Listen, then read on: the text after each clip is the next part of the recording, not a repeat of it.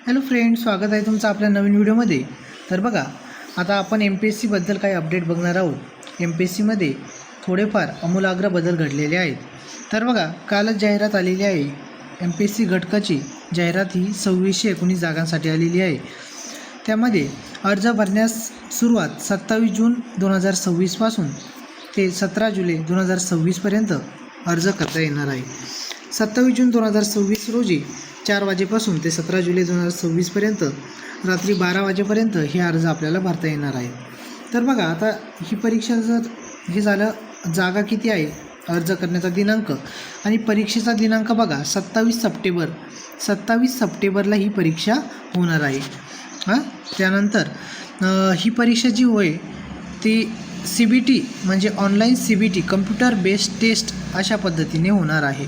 आणि ही computer based taste होणार असून आता जी कम्प्युटर बेस्ड टेस्ट असती ती वेगवेगळ्या शिफ्टमध्ये होते। सकाळचे सत्र, दुसरे सत्र, त्यानंतर 2 दिवस परीक्षा, 3 दिवस परीक्षा, अशा वेगवेगळ्या सत्रामध्ये परीक्षा घेतली जाते। आणि ऑनलाईन पद्धतीमध्ये ज्यावेळेस वेगवेगळ्या शिफ्टमध्ये परीक्षा होते त्यावेळेस त्यामध्ये नॉर्मलायझेशन होत असतं। नॉर्मलायझेशन होतं म्हणजे एखाद्या शिफ्टला जर पेपर कठीण आला आणि एखाद्या शिफ्टला पेपर सोपा आला तर सोप्या शिफ्टमधील मुलांचे मार्क्स हे कमी होतात, तर अवघड शिफ्टमधल्या ज्या मुलांचे मार्क आहे ते वाढतात। अशा पद्धतीने नॉर्मलायझेशन होतं। त्यामुळे नॉर्मलायझेशन नंतर सुरुवातीचे मार्क आणि नंतरचे मार्क यामध्ये बरीच आपल्याला तफावत आढळून येते। पुढे बघा, नवीन आता MPSC राज्यसेवा तसेच गट ब आणि गट क यांच्यामध्ये अजून एक बदल झालेला आहे। वर्षातून 2 वेळा ही परीक्षा होणार आहे आणि त्याच्यामध्ये 2 वेळा पूर्वपरीक्षा झाल्यानंतर त्यामध्ये एकच मेन्स असेल आणि ती वर्षाच्या शेवटी घेतली जाते। आता बघा, हे ज्या 2 पूर्वपरीक्षा आहे, एक सुरुवातीला जानेवारी फेब्रुवारीमध्ये होईल आणि दुसरी 1 जून जुलैच्या दरम्यान होईल आणि त्यानंतर मुख्य परीक्षा ही ऑक्टोबर नोव्हेंबर या महिन्यामध्ये होईल। अशा पद्धतीने हे सगळं सत्र राहणार आहे। म्हणजे आता आपल्याला एका परीक्षेसाठी 1 वर्षभर वाट बघावी लागणार नाही आहे, तर एका वर्षात 2 पूर्वपरीक्षा होणार आहे आणि त्यासाठी एकच मेन्स असेल। MPSC राज्यसेवा, आता राज्यसेवामध्ये ऑप्शनल नाही आहे। आता जो ऑप्शनल सब्जेक्ट होता, जो UPSCच्या धर्तीवर MPSCने घेतला होता, तो आता ऑप्शनल 500 गुणांचा काढून टाकण्यात आलेला आहे।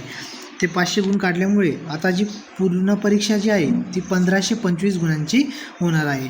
म्हणजे आता जी 2025 गुणांची परीक्षा होती ती आता 1525 गुणांची होणार आहे आणि हे त्यांची तुम्ही दखल घ्यावी।